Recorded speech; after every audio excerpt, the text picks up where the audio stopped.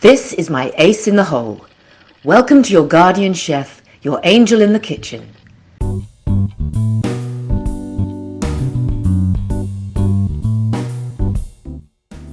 Today we are making insalata di riso. It is an easy Italian rice salad recipe, especially popular in the warmer months.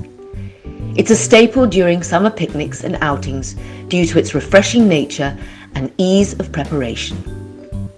However, its simplicity and heartiness make it a favourite even as a quick lunch or dinner option throughout the year.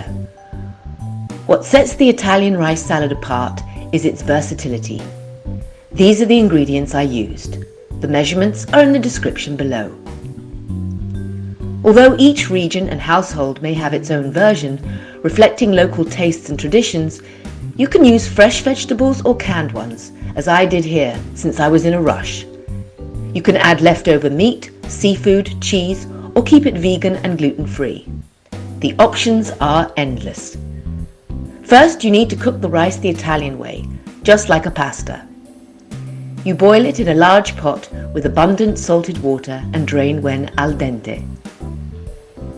In Italy, we use Carnaroli, arborio, vialone, nanno, or basmati rice, known for their ability to remain firm and separated. Place the drained rice into a bowl and let it cool down at room temperature. If you decide to use fresh vegetables, boil them in salted water but leave them firm. Today I don't have time, so I used canned vegetables: carrots, green beans, red peppers, onions, corn and green peas.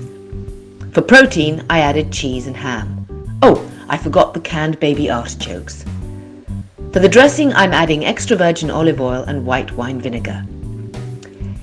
Give it a big stir and taste to check the seasoning and the balance of the flavours. Once the salad is ready, you can decorate the top.